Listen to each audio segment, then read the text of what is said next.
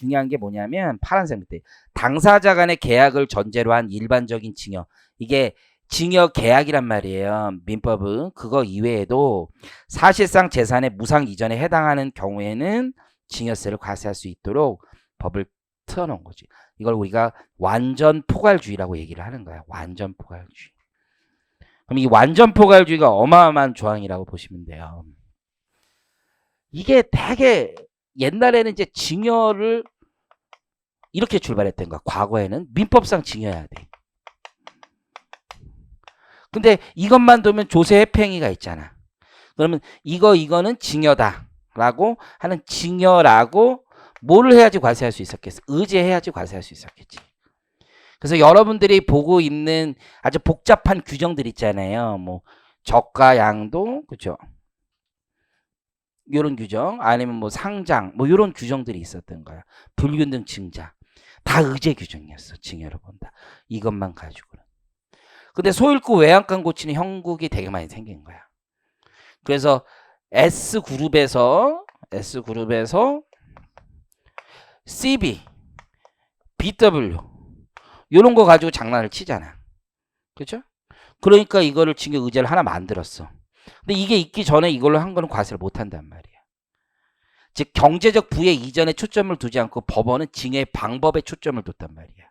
방법이 어떤 거냐. 안 되겠다 해서 과세하니까 또 어떤 걸 한 거야. 실권주를 통한 또 징여를 한 거야. 그렇죠?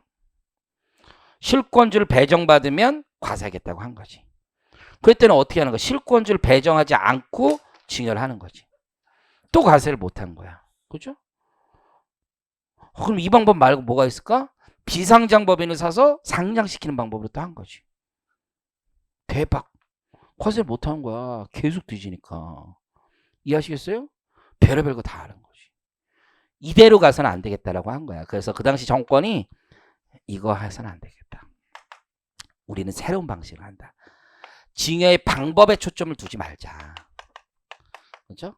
징여의 결과에 초점을 두자. 이게 핵심이야. 결국 생각해보면. 이해하시겠습니까? 방법론으로 이렇게 해야 징여다. 저렇게 해야 징여다. 이렇게 하면 안 되겠다는 거지. 그래서 징여 방법이 아니라 결과에 초점을 두자 마음을 먹은 거지. 그럼 이제 완전 포괄주의라는 건 결과가 징여가 있으면 다 과세하겠다는 거지. 근데 이게 되게 위험한 조항이긴 한 거야. 법률적으로 봤을 때. 그 취지나 의도는 좋아요.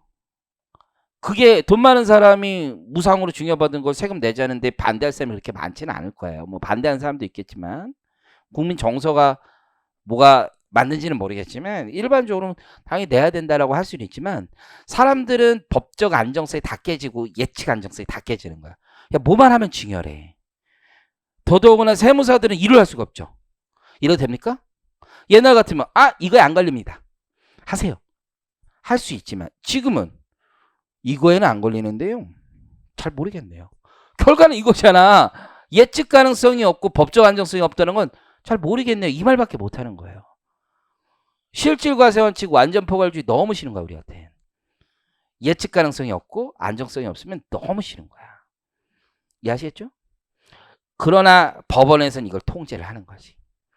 일단 징여 의제 규정은 대부분 징여 예시 규정으로 이제 넘어옵니다. 징여 예시 규정. 그럼 잘 봐. 예시에 불과하니까 얘가 의미가 없느냐. 그게 아니라는 거야.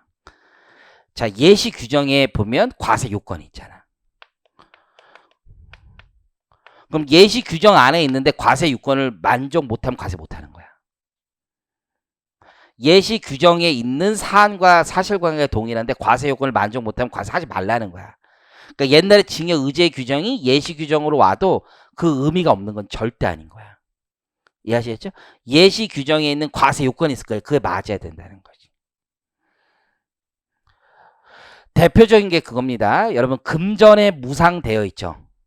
징여세를 과세하는데 당시 조항이 이렇게 돼 있어. 특수관계인에게 금전을 무상돼요. 지금은 그렇지 않은데 지금은 타인에게 무상돼요. 이렇게 돼 있습니다. 근데 과세원칙이 완전 포괄주의니까 특수관계인에게 무상을 징여하면 예시 규정이고 특수관계인 이외자에게 금전을 무상으로 대하면 그건 여기 완전 포괄주의 와서 과세하겠다라고 들어간 거죠. 이해하시겠죠? 법원에서는 뭐라고 합니까? 아니다, 아니다. 여기에 무조건 넣지 말고 이 안에 있는 건 이 안에서 해결해라. 그렇죠? 즉 완전 포괄주의 조항이 적용되더라도 지금 징역 예시 규정이라고 하는 것은 과세 범위에 대한 한계를 설정한 것이다. 그 과세 범위 안에서 해결해라 라고 결론을 내린 거야. 지금 그래서 법률이 개정되지 않는 이상은 징역 예시 규정에 금전에 무상대여라는 징역 예시의 한 유형이면 반드시 거기 정해져 있는 과세 요건을 만족할 때만 과세할 수 있어요. 근데 세상에 새로운 유형의 징역가 있을 수 있잖아. 경제가 복잡해지면서 징역 예시 규정에 있지 않은 새로운 유형의 징역가 있다면 여기서 해결할 수 있지. 여기서. 이해하시겠죠? 그러면 그렇게 해석함으로써 납세자든 과세관청이든 각기 장단점이 있는 거예요. 과세관청은 일단 여기에 있는 놈은 되게 쉬워졌어. 여기에 있는 놈은 요건만 만족하면 돼. 그럼 과세할 수 있는 거야. 이해하시겠죠? 여기에 있는 놈들은 쉬운 게 아니야, 여러분들. 여기에 있는 거는 계산이 어려워요, 일단. 얼마를 벌었는지 과세 요건 중에 하나가 과세표준인데 과세표준을 산정하기가 너무 어려워요, 이쪽에. 그렇죠? 그래서 어찌됐든 그래도 과세관청은 예시 규정 안에 남아있으면 나쁘진 않아. 왜? 과세 요건만 입증하면 돼. 납세자는 뭐가 좋은 거야? 예시 규정이 어떤 의미야? 이거 안에서는 내가 과세 요건을 만족하지 않으면 과세가 안 된다. 법적 안전성과 예측 가능성이 향상되는 거죠. 이게 완전 포괄주의의 큰 틀이라고 보시면 돼요. 자, 그럼 가보면 입법 배경 있죠? 그래서 오래전 대법원과 헌법재판소는 징역 과세 대상 여부를 부의 결과에 두지 않고 부를 이전한 방법에 뒀습니다. 순수하게 제가 쓴 겁니다. 잘 썼죠? 미안해요. 즉 부를 이전하는 방법이 민법상 징역에 해당하는지 여부를 중시하였다.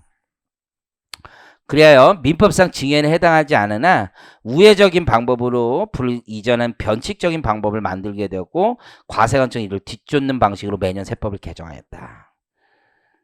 이거 쓸 때 약간 소설 쓰는 느낌으로 썼는데 그리하여 징역세 규정은 날이 갈수록 복잡하게 되었고 반복된 악순환의 고리를 끊지 못했던 이유가 결국 징역 의제라는 열거주의 방식의 태생적 한계가 있었던 거죠.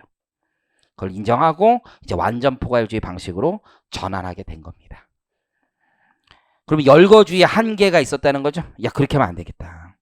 그래서 열거 규정은 일종의 징역 의제 규정으로서 역할을 하였죠. 그렇지만 이 열거 규정이 아직도 법전에 예시 규정으로 남아있지만 여전히 역할을 하고 있다는 거죠. 어쨌든 열거 규정은 새로운 징역을 커버하지 못하는 문제가 있었다 이거죠.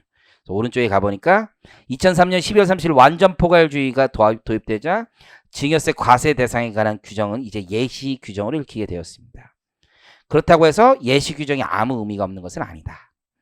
현행 상속 징역세법에서 징역 예시 규정이 갖는 법률적 의미는 과세관청의 입장과 납세자 입장으로 나눠 볼 수 있고 과세관청의 입장은 예시되어 있는 징역 유형에 해당하는 과세 요건에 해당한다는 점만 입증하면 과세할 수 있습니다. 특히 완전 포괄주의 조항 등 과세표준 산정 근거가 명확하지 않기 때문에 굉장히 어려운 부분이 있고 동그라미 2번 대법원과 헌법재판소는 예시 규정에 제시된 유형의 거래로서 예시 규정에서 정하고 있는 과세 요건에 해당하지 않는다면 완전 포괄주의 조항으로 과세할 수 없다. 그러니까 예시 규정에 유형의 거래가 있을 거 아니야. 금전에 무상대여 이런 것처럼. 그렇지 않으면 예시 규정은 아무 의미도 없습니다.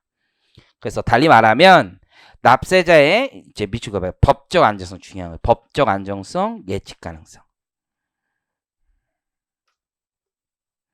법적 안정성이라는 게 뭐야? 내가 어떤 행위나 거래했을 때 내가 세금을 내는지 말아야 되는지가 나중에 과세관청의 자의적 판단으로 결정이 되면 나의 안정성은 침해되는 거죠.